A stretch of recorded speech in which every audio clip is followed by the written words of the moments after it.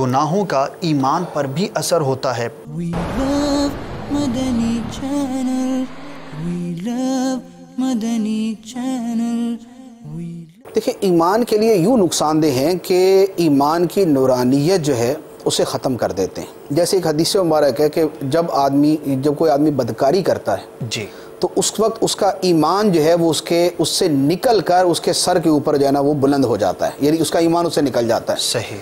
جب وہ آدمی چوری کرتا ہے تو اس کا ایمان اس میں سے نکل جاتا ہے۔ یہ احادیث مبارک میں مضمون موجود ہے، تو لہذا یہ ایمان پر تو اثر ہے۔ صحیح۔ حقیقت ایمان جو ہے کہ تصدیق جسے کہا جاتا ہے وہ تو دل سے نہیں نکلتی، صحیح، لیکن ایمان کی نورانیت، اس کی مٹھاس، اس کی لذت، اس کا سرور اور اس کی جو برکت ہے وہ بہرحال آدمی سے نکل جاتی ہے، اور اس پر ایک نہیں اس پر بیسیوں احادیث ہیں۔ جیسے بہت ساری وہ حدیثیں نا کہ جیسے تمہیں کوئی شخص مسلمان نہیں ہو سکتا جب تک وہ یہ نہ کرے، جب تک وہ یہ نہ کرے، جب تک وہ یہ نہ کرے، تو یہ ساری چیزیں ایمان کی نورانیت کو جو ہے وہ ختم کر دیتی ہیں۔ ٹھیک ہے۔ ایک بات، دوسری بات یہ ہے کہ گناہ کی وجہ سے دل کے اوپر زنگ لگتا ہے، یہ قرآن پاک میں بھی ہے، یہ حدیث کے اندر قرآن پاک کی آیت مبارکہ اللہ تعالیٰ نے ارشاد فرمایا کلا بل ران علی قلوبہم ما کانوا یکسبون، کہ ہرگز نہیں بلکہ لوگوں کے اعمال کی وجہ سے ان کے دلوں پر زنگ چڑھ گیا۔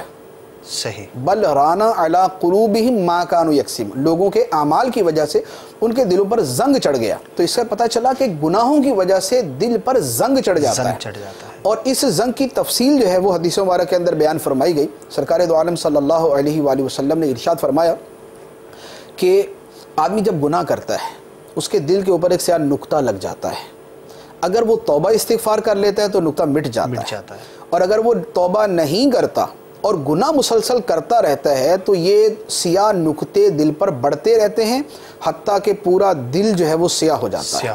اور فرمایا کہ یہ ہے وہ رانا جو قرآن پاک کے اندر مذکور ہے۔ تو لہذا یہ ایمان پر اثر جو ہے اس اعتبار سے ہے۔ اس کا پھر آگے نقصان ہی ہوتا ہے۔ امام غزالی رحمۃ اللہ علیہ نے بیان فرمایا ہے کیمیا سعادت کے اندر، ارشاد فرمایا کہ ایمان جو ہے یہ درخت کی طرح ہے، صحیح، اور گناہ جو ہے یہ آندھی اور طوفان کی طرح ہے۔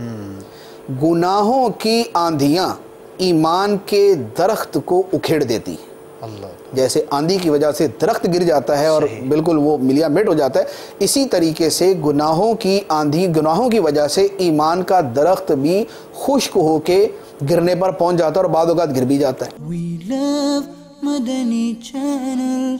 We love Madani Channel. We love Madani Channel. We love Madani Channel.